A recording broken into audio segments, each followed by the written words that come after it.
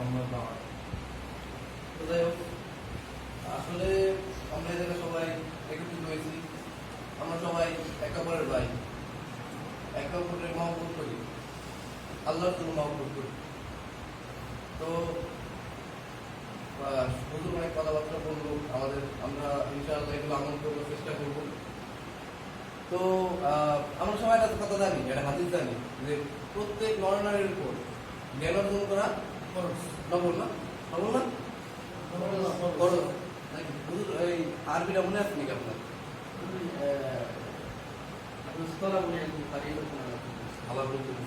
প্রত্যেক নরনারীর উপর জ্ঞান অর্জন করা ফরজ, ঠিক না? এখন তাইলে এই হাদিসের মানে কি? তাহলে কি সবার কি আলেম হয়ে যেতে হবে, সবার কি মুহাদ্দিস হয়ে যেতে হবে নাকি? অনেকে প্রশ্ন আসতে পারে, মনে করতো না সবাই তো তাহলে মুফাসসির হবে, সবাই মুহাদ্দিস হবে।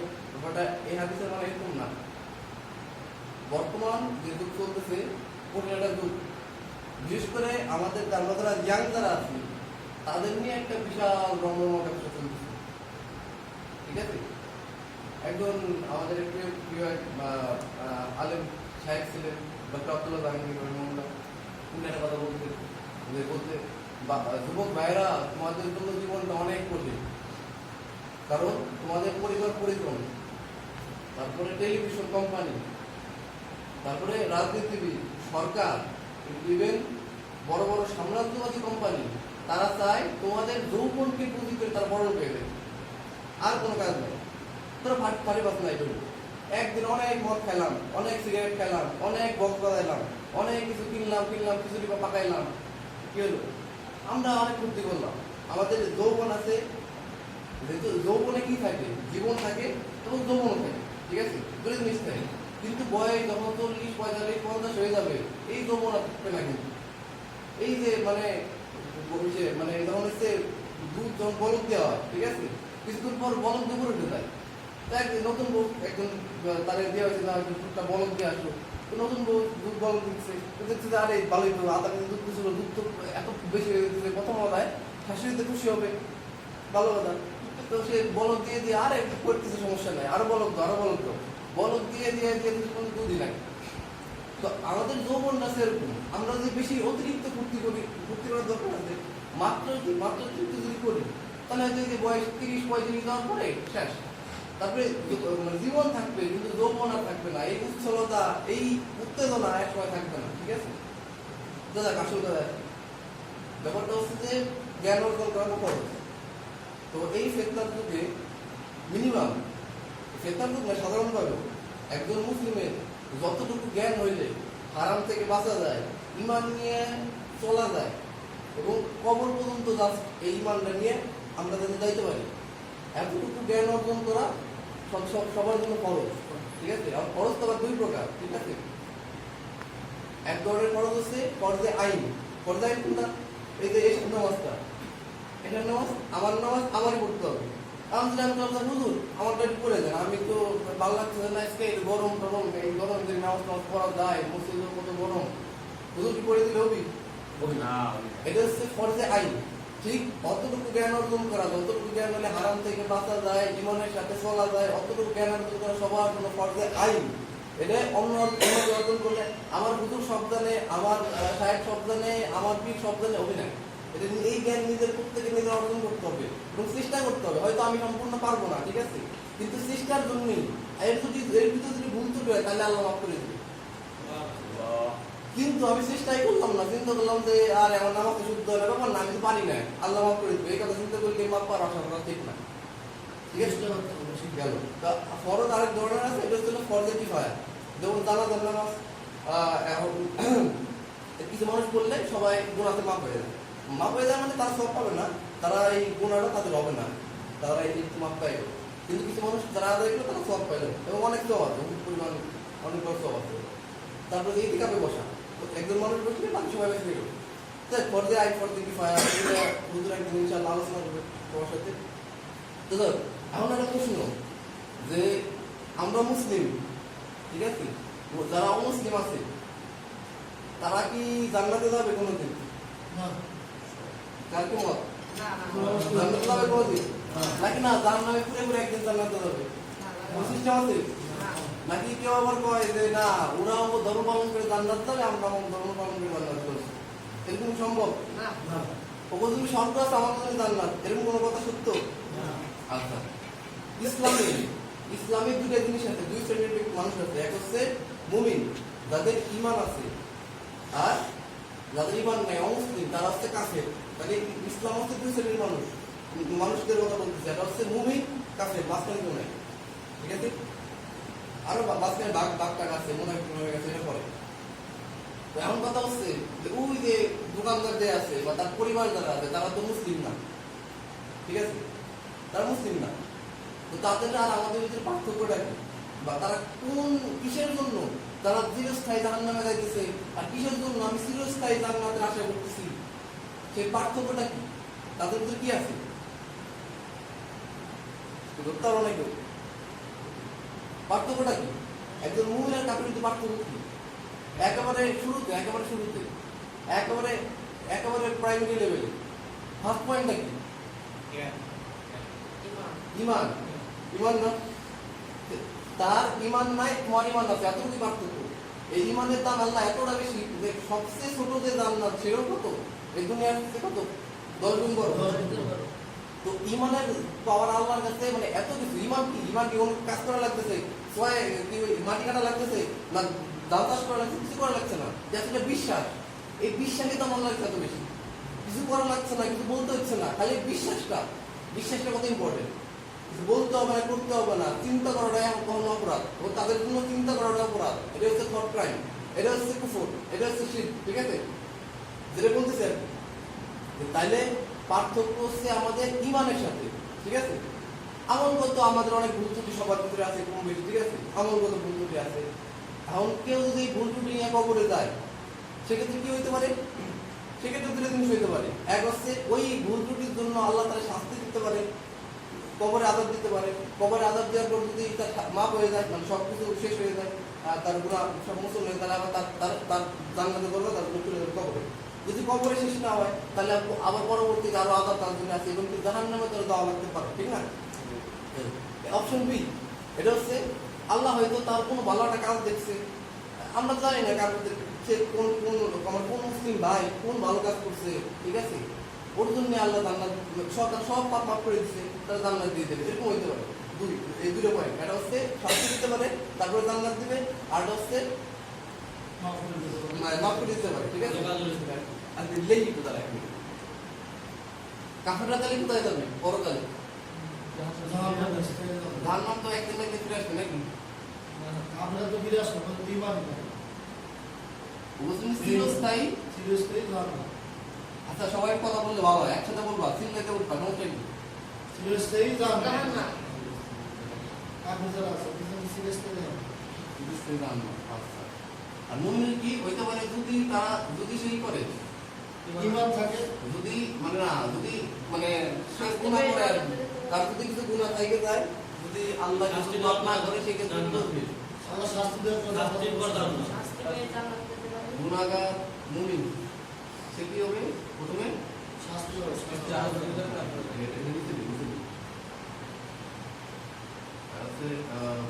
মানে নিষ্পাপ আর নিচে হচ্ছে গুনাহগার মুমিন। গুনাহগারের আর কি হচ্ছে ফাসিক বলা হয়। ফাসিক মানে কাফের। সেক্ষেত্রে কোথায় যাবে? প্রথমে জাহান্নামে যাবে, ঠিক আছে?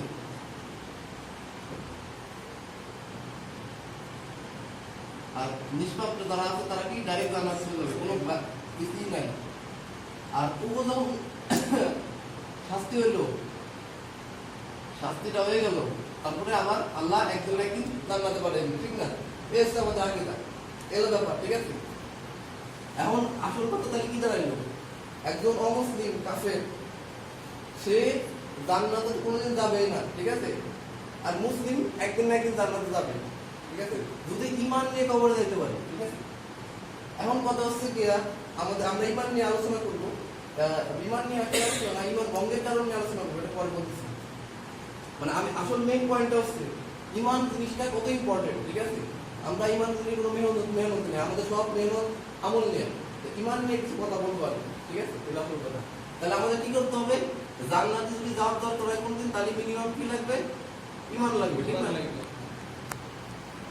আর কাফেররা যত ভালো কাজই করুক ওদের বিনিময় আল্লাহ দুনিয়ায় দিয়ে দিবে, কেমনে দিবে এটা আমাদের চিন্তার বিষয় না। আল্লাহর দায়িত্ব আল্লাহ পালন করবে, তোমার কেন্দ্র করবে।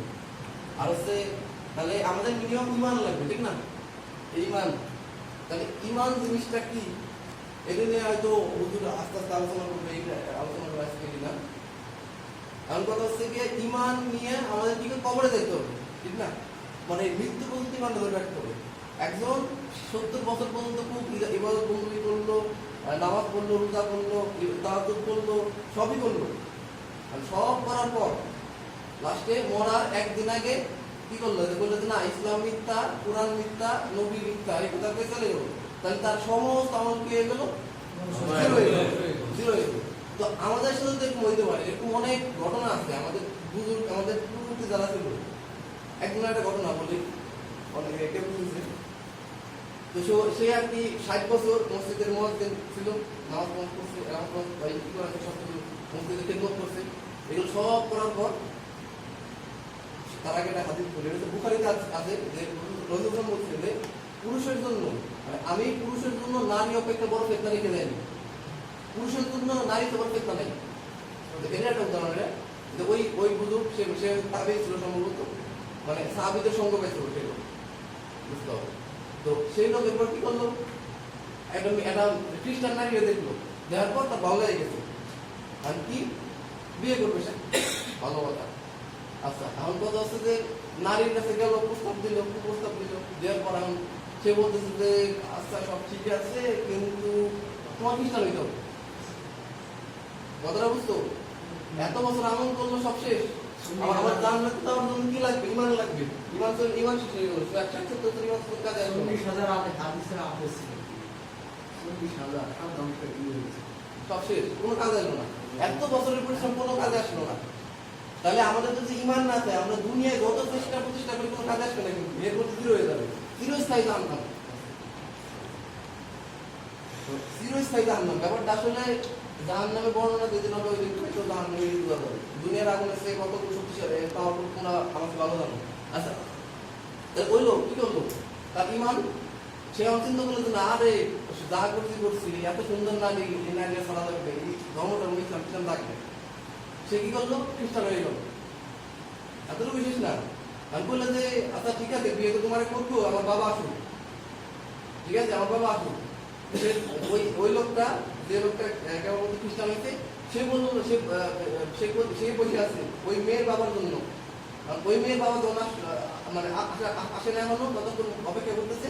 তো মেয়ে তার মদ খাওয়াইছে, তো এনজয় করতেছে, সবাই করে আর কি। মদ খায় ছাদে উঠে গেছে, ছাদে রেলিং ধরে ঘোরাঘুরি করতেছে। তো মাতাল যেহেতু শ্বাস করে পেরে শেষ, মৃত্যু হয়ে গেছে। সে এখন কোথায় গেল? আর মরার সময় যখন আজরাইল এলো, মায়ের পিঠ কম করছে, মায়ের পিঠ তখন শুরু, কবরে যে আবার মায়ের পিঠ আছে, আর পরে তো অবস্থার কথা। আচ্ছা গেল। তাহলে ঘটনা হচ্ছে যে ঈমান এমন একটা জিনিস যে কোন বছর যাইতে পারে। আর বিশেষ করে যেমন রাসূলুল্লাহ বলে গেছে, মানুষ সকালে ইমানদার থাকবে, বিকাল কাফের হয়ে যাবে, বিকালে ইমানদার থাকবে, সকালে কাফের হয়ে যাবে। তাহলে ঈমানের অবস্থা কত খারাপ হয়ে যাবে মানুষের, সাধারণ মানুষের কাছে। সকালে ইমানদার, বিকালে কাফের, মানে সকালে যখন সে কাফের আছে ওই অবস্থা, সে মারা গেলে সারা চিরস্থায়ী জাহান্নাম। ব্যাপারটার গুরুত্ব মানে ওজন বুঝতেছো? এমন এক জীবনে বসবাস করতেছি আমরা। টিভি খুললে ইমান মানে রা সমস্যা, এমন একটা যুক্ত আছে, একেবারে খারাপ চলতেছি। এখন রাসূলুল্লাহ বলছে, আমরা জানি, হাত থেকে সবাই জানি যে কোনোটা খারাপ হইলে আগে কি করো? হাত দিয়ে বাধা দাও, না পারলে মুখ দিয়ে বাধা দাও, এটা না পারলে অন্তরে ঘৃণা করো। এটা হচ্ছে ইমানের সর্বনিম্ন স্তর। এখন ওই জায়গাটা খারাপ কাজ হইতেছে, আমি পারতেছি না হাত দিয়ে বাধা দিতে, পারছি মুখ দিয়ে বাধা দিতে, এরপরে কি অন্তরে ঘৃণা করতে হবে। দুধে পাপ দেওয়ার পরে অন্তরে ঘৃণা না আসে, বোঝা গেল অন্তরে ইমান না। ওই হাত শুনলে ওটাই ইমানের সর্বনিম্ন স্তর। এখন যেহেতু আমাদের কাছে বারবার বিভিন্ন পাপে অনেক সহজ দেওয়া হচ্ছে, বারবার দেওয়া হচ্ছে, তখন কি মনে হচ্ছে? আর এটা তো ইজি ব্যাপার, ঠিক আছে। যখন কাছে আসার গল্প দেখা যাচ্ছে, এটা কি বিবাহের আগে যে সম্পর্কটা, এটা অবৈধ, আমরা সবাই জানি। কিন্তু তবু ওই নাটক দেওয়ার জন্য আমরা ফালাফালি কিন্তু করি। জিনিসটা এত প্রচার করা হইতেছে, বারবার এগুলো ছড়াই দেওয়া হচ্ছে, আমাদেরও ভালো লাগছে, মজা লাগতেছে, ঠিক আছে, আবার বিয়ের করে দেওয়া হয়েছে। তো এই সবগুলো বিবেচনা করে এই জিনিসগুলো আমাদের বারবার বারবার দেওয়ার ফলে আমাদের মনে হচ্ছে আগে জিনিসটা তো পাবে খারাপ। এই যে আস্তে আস্তে আস্তে আস্তে ইমান চুরি করার অনেক লোক, মানুষ শয়তানের দিন শয়তানের কিন্তু সব দল লাগিয়ে গেছে আমাদের ইমান চুরি করার জন্য। ইমান চোরের অভাব নাই, ঠিক আছে। সুতরাং এখন এগুলো তো সাধারণ কথাবার্তা সবাই বলে, তো আমরা আজকে আলোচনা করবো হচ্ছে এমন জিনিস, খুব সেন্সিটিভ জিনিস, এটা হচ্ছে ইমান ভঙ্গের কারণ। ইমান ভঙ্গের অনেক কারণ আছে, আমরা মৌলিক যে কারণগুলো 10-12টা কারণ আছে, এগুলো নিয়ে আলোচনা করবো। এখন ইমান ভঙ্গের কারণ জানলে লাভ কি? লাভ হচ্ছে যে আমার ওই যে বললাম সকালে ইমানদার বিকালে কাফের, মানুষ জানে না ইমান ভঙ্গের কারণ, কিন্তু ইমান ভেঙে গেছে, জানে না ইমান ভঙ্গের কারণ করলাম না জানার, এটা একটা কারণ, না জানার কারণে ইমান ভেঙে গেছে, ঠিক আছে। তো ইমান জিনিসটা নিয়ে অনেক বিস্তারিত আলোচনা দিতে হবে, এগুলো হয়তো সম্ভব না, আজকে সম্ভব না। আমরা ইমান ভঙ্গের কারণে আলোচনা করবো, আজকে ঠিক আছে। কোরআনের দলিল সহ আছে, রেফারেন্সটা বলবো, আয়াত শুরু হয়তো পাওয়া যাবে না।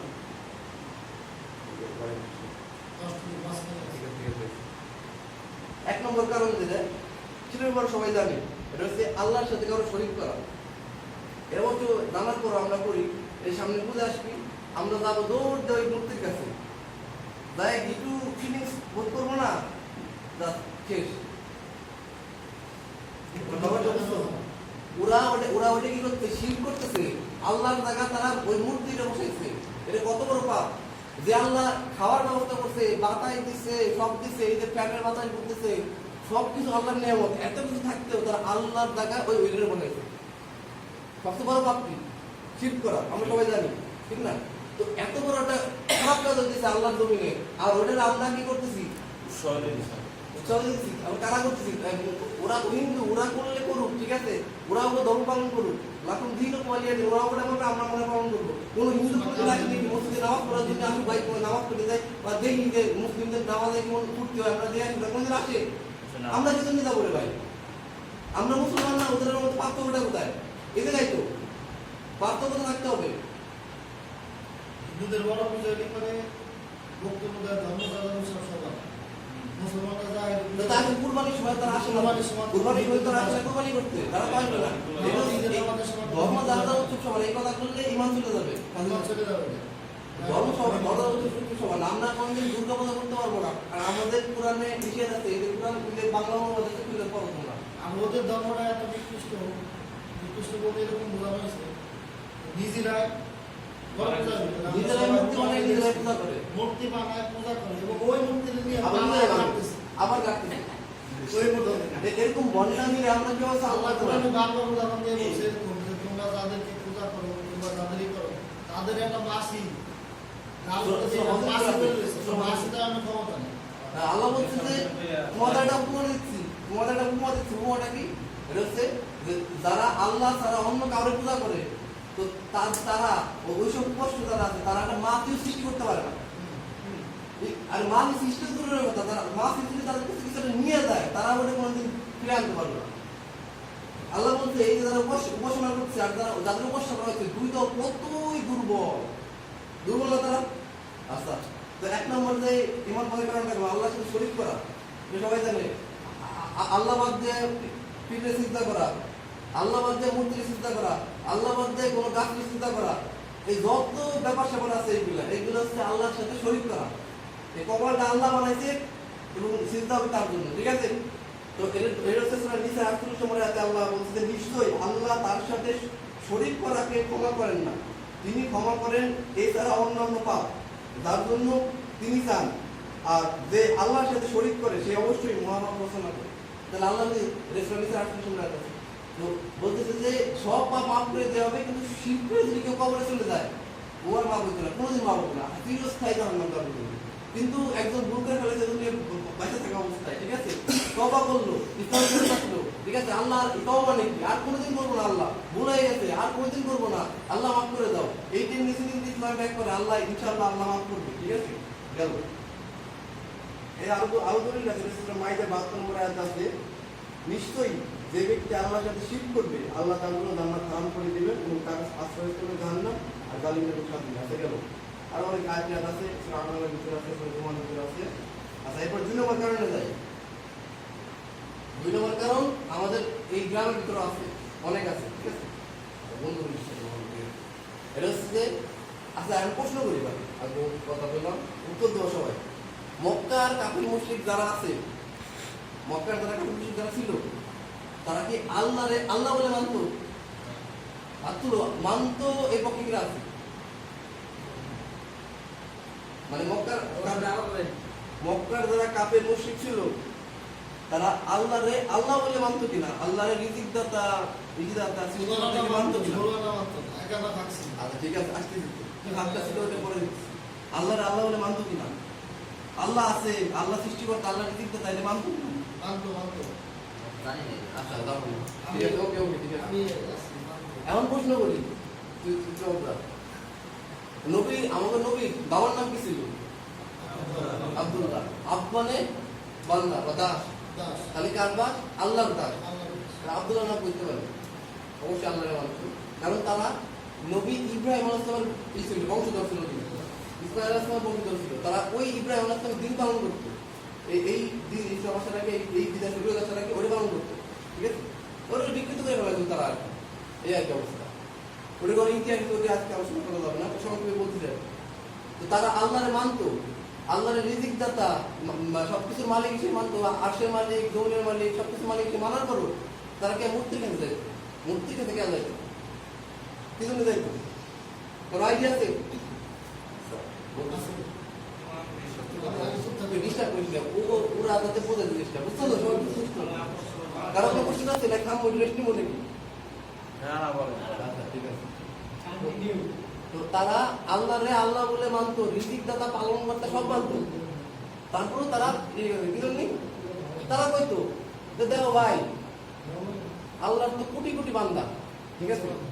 এই কোটি কোটি বান্দা এত আল্লাহ তার কিছু নেই না, আল্লাহ কিছু নেই, কোটি কোটি বান্দা আমার কিছু নেই, আমার কিছু নেই নাকি? হবা না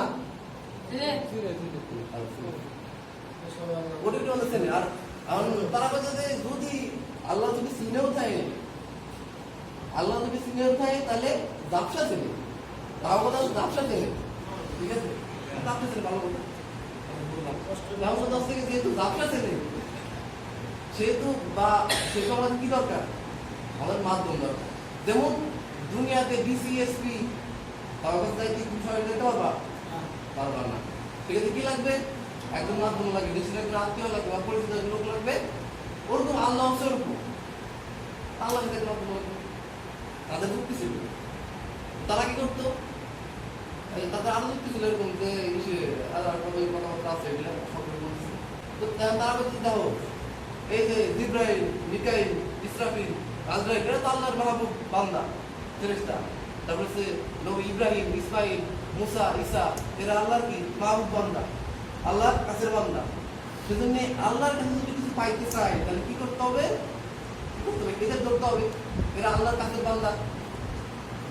বলে গেছি না, বলি এদের ধরতে হবে, মাধ্যম লাগবে, তাই আল্লাহর কাছে পাওয়া যাবে। আর তারপরে আরো কাহিনী টাইনি আছে, তারা কইতো যে দেখো, যদি এই এলাকার চেয়ারম্যানের কাছে যায়, দুজনে আমাকে দুজনেই চেনে, আল্লাহ যদি চেনেও, আল্লাহ আমাকে দুজনেও চেনে, তারপরে যদি পার্সেন্টি করে, সেজন্যই নাউজুবিল্লাহ আল্লাহরে টাইট দেওয়ার জন্য একটু মাধ্যম লাগবে।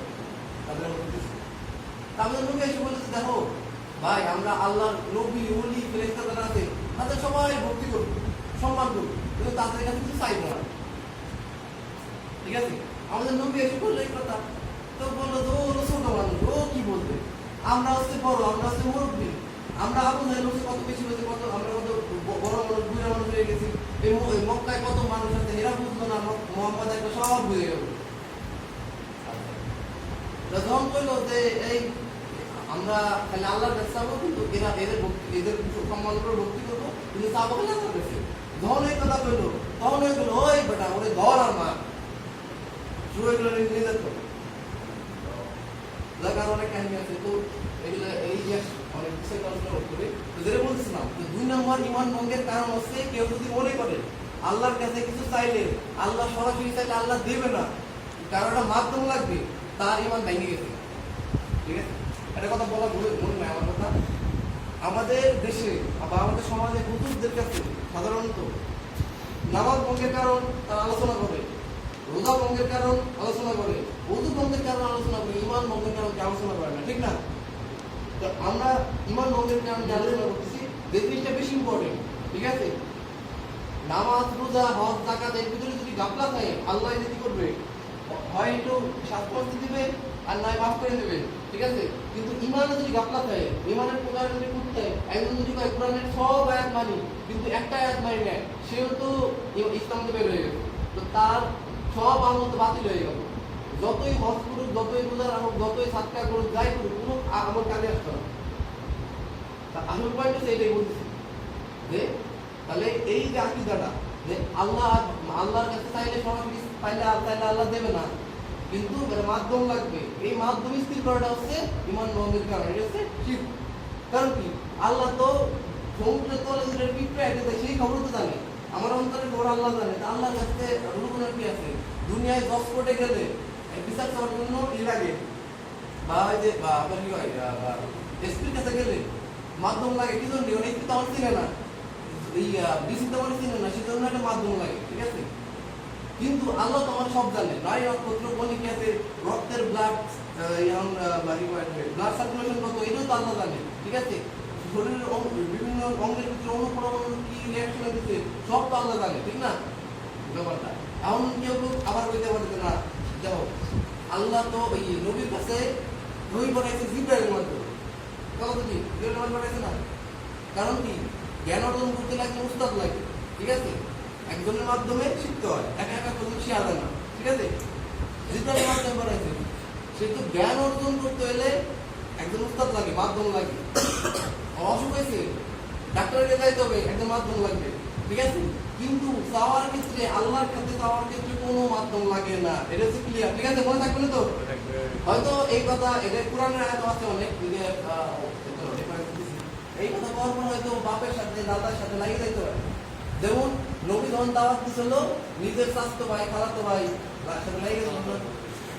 আবু বকরের ছেলে বদরের প্রান্তে আবু বকরের বিরুদ্ধে যুদ্ধ করতেছে, ঠিক আছে? যুদ্ধ করছে, যুদ্ধ শেষ হওয়ার পর আবু বকরের ছেলে বলতেছে, আব্বা আমি তো আপনার বদরের প্রান্তরে দেখছিলাম, আমি তো আপনার হত্যা করিনি। আবু বকর বলছে, আল্লাহর কসম, যদি তুই আমার সামনে করতি আমি তোর কল্লা ওই সময় নামাজ দিতাম। এরকম তারা ইমানের পরীক্ষা দিচ্ছে। এটা হচ্ছে মানে হচ্ছে আল্লাহর জন্যই ভালোবাসা, আল্লাহর জন্যই ঘৃণা, তারা সর্বোচ্চ পরীক্ষা দিচ্ছে। সেজন্যই তারা মানব জাতির প্রতি শ্রেষ্ঠ সন্তান। আচ্ছা ঠিক আছে, বলছি এটা বলতেছেন। তো আমাদের সাহাবাইরা কি করছে, বালির ভিতরে, গরম বালির ভিতরে রেখে দিচ্ছে, পাথর চাপা দিয়ে রাখছে, কত রকম অত্যাচার করছে, ঠিক আছে? এখন যদি আমাদের বিরুদ্ধে এরকম আসে, এগুলো সহ্য করতে হবে, প্রতিবাদ করতে হবে, ঠিক আছে? কোরআন যদি এরপরে যদি একটা সন্দেহ হয়, কোরআনের ওই যে বাংলা অনুবাদ আছে, বাংলা অনুবাদ এই বুঝে সব করো, তারপরে তোমরা তাফসীরের কিতাব আনো। আমার কথা যদি ই না হয় অবশ্যই যাচাই করবা, আমার যদি বলতে থাকতে পারে, কিন্তু কোরআনের কিন্তু বল নাই, কোরআন করতে হবে। আমি হুজুর একটা কথা কইছে, ওরে ইসলাম না, আল্লাহ কি কইছে, নবী কি কইছে, ইসলাম। আর তার কি ব্যাপার?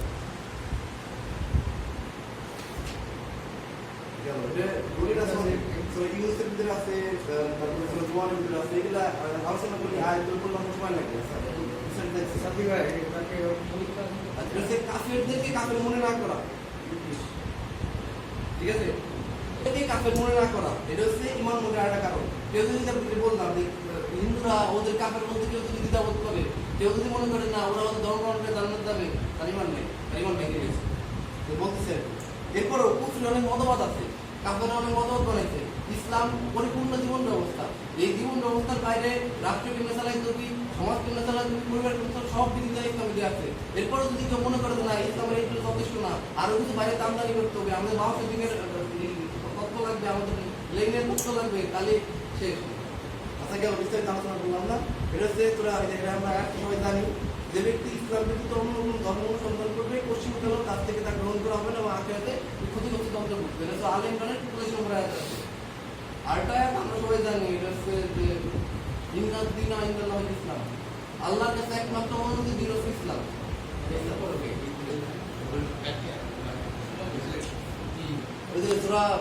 কুফরি অনেক মত আছে, ঠিক আছে? যেমন অনেক তন্ত্র মন্ত্র আছে, অনেক বাদ টাদ আছে, নারীবাদ টারিবাদ আছে না, এই মত গুলা ইমান হলে ইমান ভেঙে যাবে, মানে ইসলাম পরিপূর্ণ জীবন ব্যবস্থা, ইসলামে যা আছে ওইটি মানতে হবে, ঠিক আছে, ওটি মানতে হবে। এরপরে যদি কোনো মত ইসলাম সাংঘর্ষিক হয় তাহলে ওটা মানা যাবে না, যদি সাংঘর্ষিক না হয় সেক্ষেত্রে মানতে হবে, না মানতে হবে, সমস্যা নেই। আচ্ছা গেল। এরপরে 4 নম্বর পয়েন্ট হচ্ছে রসুল ইসলামের দিন অথবা মানে বিভিন্ন কাজে সব বলা হয়েছে বা পাপের জন্য যে শাস্তি বলা হয়েছে বা দিনের যে কোনো বিষয়, এইগুলো নিয়ে যদি ঠাট্টা বিদ্রুপ করে সাথে সাথে তার ইমান ভেঙে যাবে, ইসলামের কোনো বিষয় নেই। হুজুর একটুকুনি ইয়াকি করতেছো, ইমান ভঙ্গের কারণে এটা হইতে পারে। হয়তো হুজুর এটা করছে বা ওই যে একজন নামাজ পড়তেছে, হয়তো তার একটু পায়ের সমস্যা, ব্যায়াম হয়ে পড়তেছে, ঠিক আছে, এইগুলো নিয়ে ইয়াকি করা ঠিক না। ইসলামের কোনো বিধান নিয়ে এগুলো ঠিক না। ইসলামে যতগুলো বিধান আছে, কেউ যদি ইয়াকি করে এগুলো তুচ্ছ তাচ্ছিল্য করে সাথে সাথে তার ইমান ভঙ্গ হয়ে যাবে, ঠিক আছে। এটা খুব সাবধান। এটা আমাদের সমাজে আমরা একটা স্মার্টনেসের নামে এটা বড় ফেতনা ছড়াই গেছে। এটা আরেকটা ইমান চল বাইরে, এটা হচ্ছে ইসলামিক বিষয় নিয়ে ঠাট্টা বিদ্রুপ করা, এটা ইমান ভঙ্গের কারণ, খুব সাবধান। এই ইমান ভঙ্গে কি হয়ে যাবে, কোনো নামাজ রোজা কবুল হবে না, খুব সাবধান।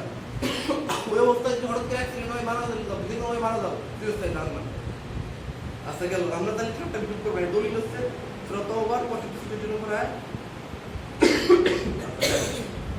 এবার 5 নম্বর হচ্ছে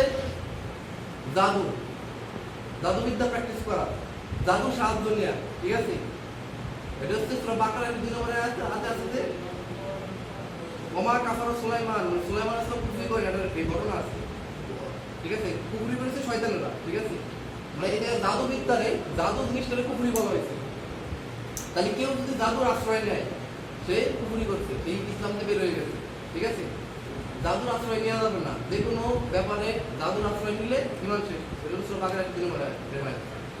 বিষয়টা আছে, আজকে আলোচনা করার সুযোগ নাই। তাহলে কি গেলাম, জাদুর দিক ভাইকে কোনদিন যাওয়া না, ঠিক আছে, মনে থাকবে। এই গ্রামে হয়তো আগে এক সময় ছিল, এখন হয়তো কমছে, আমি জানি না, সুস্থ হবে একজনের ক্ষতি করা, ঠিক আছে। হয়তো আবার একটু চিন্তা করবে না, মুখ মেরে পাওয়ার জন্য আমি একটু জাদু করি, আমার পক্ষে আসবে, এইগুলো করলে সেই ইসলামতে বাইরে হয়ে যাবে, সে তার ইমান ভঙ্গ হয়ে যাবে, ঠিক আছে। উদু যেরকম কারো যদি উদু ভঙ্গের কারণ পাওয়া যায়, তাহলে সে যেরকম তার উদু যেরকম ভেঙে যায়, আমরা বলি তার উদু ভেঙে গেছে, ওরকম ইমান ভঙ্গের কারণ পাওয়া গেলে আমরা বলতে ইমান ভেঙে গেছে, সে তার তওবা করতে হবে এবং ইসলাম ফিরে আসতে হবে, এটা হচ্ছে কথা। আর ভুল করে করলে, একজন ভুল করে করতে তাহলে বলতে হবে ভাই এটার কথা ঠিক করো নাই, সংশোধন করে এভাবে ভালো মতো করবো। আর এটা পার্সোনালি বলবো, সবার সামনে বলবো না, এই কথা দেওয়ার জন্য, সংশোধন করার জন্য তাকে নিতে বলবো, ভাই কথাটা বলে দিতে পারে, ঠিক সংশোধন করবে, পার্সোনালি বলতে হবে, খুব সাবধানে, সেন্সিটিভ, ঠিক আছে। কারণ ইমান বিষয়টা যদি বলা হয় এবার যদি কাপড় সেই কথাটা বললে এমনি কারো নিজের করা হবে, স্বাভাবিক হবে, ঠিক আছে, খুব সাবধান। আচ্ছা গেল। এরপর হচ্ছে 6 নম্বর, এটা হচ্ছে মুশরিকদের বিরুদ্ধে, কাফেরদের বিরুদ্ধে যদি মুসলিমরা কি করতেছে, অনেক ষড়যন্ত্র করে না, করে তো এই মুসলিমদের বিরুদ্ধে কাফেরদের সাহায্য সহযোগিতা করা বা তাদের শক্তি বৃদ্ধি করা, এটা করলে ইমান ভেঙে যাবে, ক্লিয়ার তো। ধরো আজকে ভারত আক্রমণ করলো বাংলাদেশে, আমেরিকা আক্রমণ করলো বাংলাদেশে, এরা কি কাফের না? তুমি এদের পক্ষে যুদ্ধ করো, এদের শক্তি বৃদ্ধি করো, এতটুকু দরকার নাই।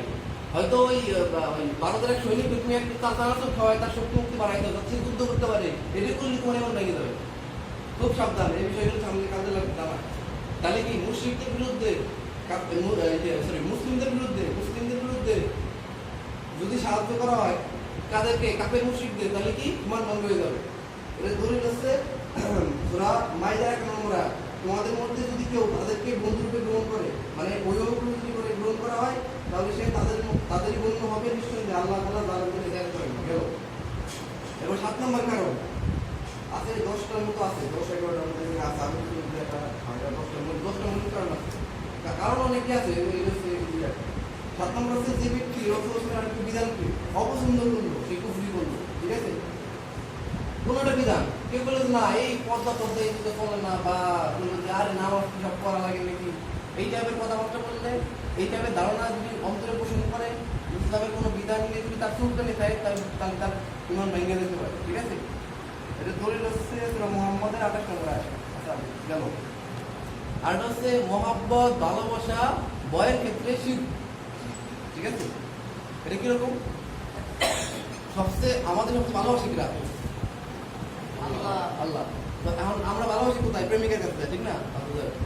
তো তো এখন হচ্ছে আল্লাহ এত ভালোবাসে, ঠিক আছে, আমরা তো ফেতনা অপকর্ম করতে যাবো, আল্লাহ ধ্বংস করছে না, ভালোবাসে। এরপর আবার 5 বার মসজিদে 10 বার হায়াল আসছে না, হায়াল আসছে না, ডাক দিচ্ছে কল্যাণের জন্য আসো, তো কত ব্যবস্থা করে রাখছে।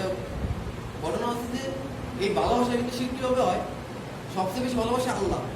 আল্লাহর মানে আমাদের ভালোবাসার একটা সিরিয়াল আছে, এই ভালোবাসার সিরিয়াল ব্রেক করে সমস্যা আছে, জীবন ভেঙে যাবে। সবচেয়ে বেশি ভালোবাসতে হবে আল্লাহরে। আমি আল্লাহর উপর মারে ভালোবাসি, আল্লাহর উপর প্রেমিকারে ভালোবাসি, আল্লাহর উপর বয়ফ্রেন্ডে ভালোবাসি, আল্লাহর উপরে নবীরে ভালোবাসি, তাহলে সে ভালোবাসা শিখ করবে। ঠিক আছে, শিখ ফিল মহব্বত, ভালোবাসার মধ্যে শিখ। ঠিক আছে, সবচেয়ে বেশি ভালোবাসা হবে আল্লাহর জন্য। আল্লাহর জন্য আমরা একজন ভাই একজন আরেকজনকে ভালোবাসবো। সেই মুসলিম যদি অ্যান্টার্কটিকা আছে মুসলিম আছে, তার জন্য মহব্বত থাকতে হবে। এটা হচ্ছে ঈমান। ঠিক আছে, এটা হচ্ছে আল্লাহ আমাদের সেই নবী আমাদের দিয়ে গেছে, আমাদের এই সেই জাহিলিয়াতের বাইরে নিয়ে গেছে।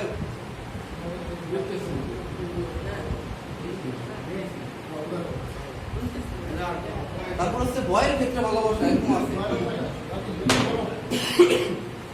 ভয়ের ক্ষেত্রে কিরকম, অনেকে আছে যে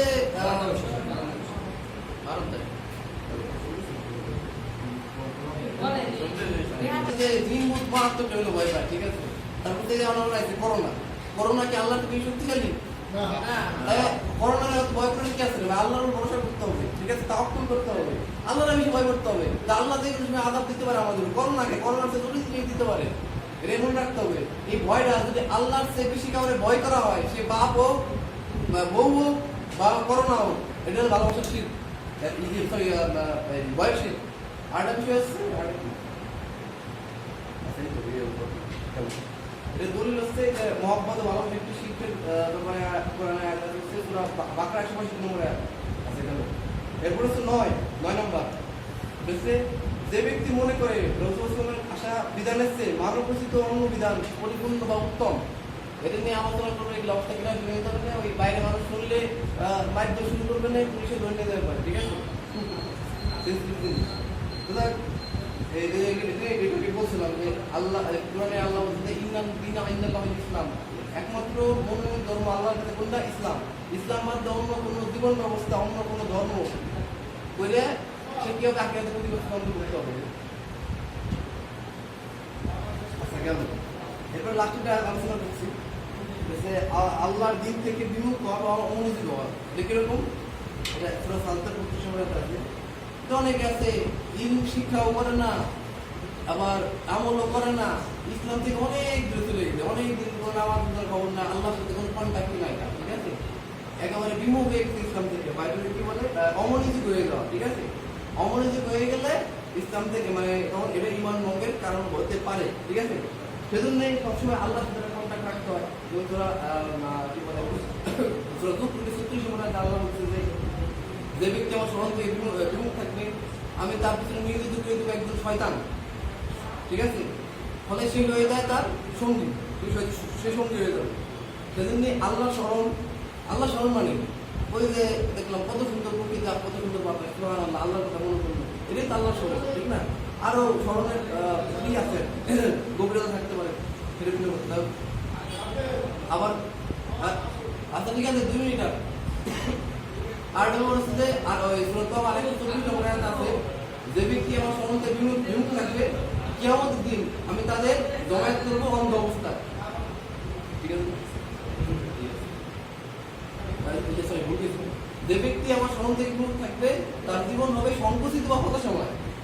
যারা এই আল্লাহর স্মরণ থেকে বিমুখ থাকবে তাদের জীবনটা যাবে উপর দিয়ে যতই গিফটার থাক, যত বড় সেলিব্রিটি হও, পার্সোনাল লাইফে ক্লোজ করে নিয়ে যাও, জীবন এই হতাশাময়, জীবন সমস্যা নাম্বার চালে আছে। এই হতাশা কাটানোর জন্য তারা আরো বেশি গান বাজনা করে, আরো বেশি উত্তেজিত দেওয়ার চেষ্টা করে, উত্তেজনা মূল্যপূর্ণ কাজ করার চেষ্টা করে, কিন্তু ফলাফলটা কি? লাভ নাই। সেজন্যই আসলটা হচ্ছে আমাদের আল্লাহ স্মরণটা রাখতে হবে। যেমন জেনে যাই আমরা মাঝে মাঝে কাজের ফাঁকে ফাঁকে একটু আল্লাহ স্মরণটা দরকার, তাতে আমাদের কাজের বিষয়টা ঠিক আসবে। তাহলে আর তার শ্রদ্ধা হওয়ার একটা 24 নম্বর আয়াতে বলছে যে ব্যক্তি আল্লাহর স্মরণ থেকে বিমুখ হয় তার জীবন হবে সংকুচিত বা হতাশাময়। কিয়ামতের দিন আমরা তাকে উত্থিত করবো অন্ধ অবস্থায়। তারও আয়াত আছে 25 নম্বর আছে যে তারা বলবে যে আমরা অন্ধ হস্তের জন্য উত্তর বলে আল্লাহ বলবে যে দুনিয়া আমার এত নিদর্শন রইল আমার কিতাব পাঠায় না কিন্তু তুমি দেহ না দেয় বান করলা অন্ধ ছিল আজকে তোমার অন্ধ করে উত্তর করলাম ছোট অল্প আছে গ্রন্থ আমরা এখন তো ভাই দেখতে লাভ না আমরা তো এটা আরবি অনেক বসিয়ে নিই আগে পারি না কিন্তু পুরানের বাংলা অনুবাদ তো আছে বাংলা করতে আর নিয়ম এটা কোনো কেউ নাই মোটামুটি টুকটাক করার চেষ্টা করবো ঠিক আছে আর যদি বাংলা সাথে সংযুক্ত তারপরে দেখবো হয়তো আছে জায়গা বা আমরা কালেক্ট করবো ঠিক আছে এমন আরো ছোট ছোট একটা পয়েন্ট হবে ঠিক আছে